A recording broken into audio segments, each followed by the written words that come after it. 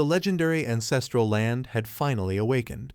A sacred realm that only opened once in a generation now stood wide open, and one by one, top-tier geniuses from every major sect and faction poured in to seize their chance at glory. Among the arrivals stood a particularly notable figure, Fang Wu, the elder brother of Fang Kao. He wasn't just some ordinary warrior, he was a level 61 Knight of Light, a master of a legendary profession. As he stood with perfect posture, his eyes subtly shifted toward a familiar presence beside him, Mohan. With a quiet smile tugging at the corners of his lips, Fang Wu mused silently, "I never thought I'd get to step into the ancestral land alongside someone like Goddess Mohan. This is my moment to shine, I must not waste it." While he daydreamed of impressing her, Mohan remained blissfully unaware of his thoughts. She was chatting comfortably with Mo Yan, the atmosphere between them relaxed and genuine. And just then, from a distance, two new figures began to approach. It was our hero, walking alongside Ning Yi. As they drew closer to the group, Ning Yi's eyes lit up as she spotted Mohan and Mo Yan. She raised her arm and waved with cheerful enthusiasm. Without hesitation, our hero stepped up to his sister and greeted her with surprise. "You're entering the ancestral land too? But wait, aren't you already over level 70? And didn't you complete your third advancement ages ago?" Mohan smiled warmly, brushing a strand of hair behind her ear. "Who made the rule that those over level 70 can't join in?" Then she turned toward Ning Yi, her tone softening even more. "You must be Yi, right? Xiaoyu never stops talking about you. I've heard a lot. Thank you for watching over Lin." Ning Yi quickly shook her head, almost embarrassed. No, it's actually the other way around. He's been the one taking care of me. He's taught me so much." Meanwhile, our hero's attention turned toward Mo Yan. Their eyes met, and Mo Yan gave him a familiar smile that spoke volumes. "It's been a long time, hasn't it?" she said, her voice light but sincere. Our hero nodded with a nostalgic chuckle. "Yeah, it's been too long." Laughter broke out among the four of them as they stood there, reunited and enjoying each other's company. But not everyone around them felt the same warmth. A group of onlookers nearby began whispering and frowning, visibly annoyed. Their jealousy was obvious. They stared at our hero, their expressions twisted with disbelief.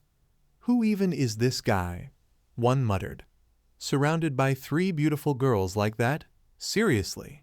But before the crowd could work themselves up further, a sudden shift swept through the atmosphere. Out of nowhere, an immense spiritual pressure blanketed the entire area.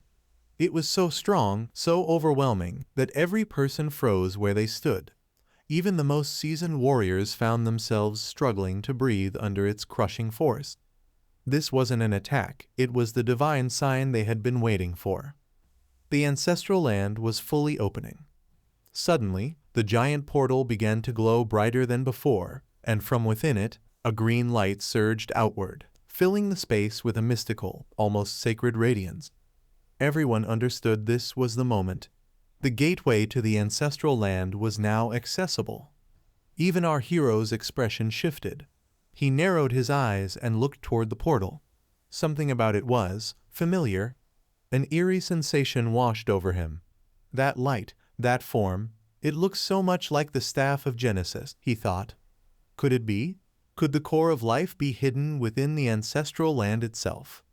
Just then, Mo Xing'e made his presence known, his voice steady and commanding as he addressed the crowd. "The portal is ready. You may now enter one at a time." Cheers erupted throughout the field as people rushed toward the entrance in excitement. The long-awaited journey had begun. As each participant stepped through the gateway, they vanished into the mystic veil. Once inside, all the participants found themselves in a large, unfamiliar clearing. Everyone instinctively gathered together, glancing around in confusion. No one seemed to know where they were or which direction to go next. That's when a young man named Lai Feng stepped forward. He was a level 56 holy mage with a legendary title, confident, determined, and eager to lead. "I'll scout ahead," he declared, and without a second thought, He activated his spell and began to rise into the air. Everyone watched as he soared above the treetops. But standing below, Mo Yan furrowed her brow and murmured to herself, "Didn't anyone from the Lin family tell him? Flying is forbidden in this realm." And sure enough, no sooner had those words left her lips than Lai Feng's flight abruptly failed. He dropped like a stone from the sky, landing squarely on a small glowing spirit creature, a spirit rabbit. The poor creature was destroyed on impact, its glowing light dispersing into the air like dust. Lai Feng scrambled to his feet, eyes wide with frustration. "What is this place? You can't even fly here?" Mohan, calm and composed, turned to the others and said, "He's already harmed one of the native creatures here. Let's keep our distance." At that moment, Fang Wu stepped toward her with a hopeful expression. "Miss Mohan, may I accompany you?" She turned to him, her tone suddenly frosty. "There's no need. I'll be going with my brother's group." Without another glance, she walked toward our hero. As she arrived, he greeted her with a smile and said, "Shall we go, sister?" And just like that, the team was formed. The four of them, our hero, Mohan, Mo Yan, and Ning Yi, began trekking through the dense forest, leaving Fang Wu standing behind, fuming with silent rage. As they walked, Mohan took the lead, her voice clear and firm. "Be cautious. Do not harm any living creature in this realm. Every being here is sacred. We must be mindful of our steps." Ning Yi, ever curious, asked with excitement in her voice, "What happens if someone ends up killing too many creatures here?" Mohan chuckled softly. "If you do that, you'll become one of them, a beast, and you'll be trapped in this place forever." That answer silenced Ning Yi in an instant. She covered her mouth and looked away, thinking, "Yeah, no more questions for now." Suddenly, our hero reached out and stopped Mo Yan mid-step. "Wait, watch out." Startled, she looked down and noticed that she was just inches away from stepping on a tiny beetle nestled peacefully among the leaves. She quickly pulled back her foot and exhaled in relief. That was way too close. "I can sense life more keenly than the rest of you," our hero said quietly. "My spiritual perception is stronger." As they continued forward, Mohan pulled out a mysterious compass from her pouch. After carefully checking it and locking in a direction, she looked up and said, "I've found the right path. Everyone, follow me."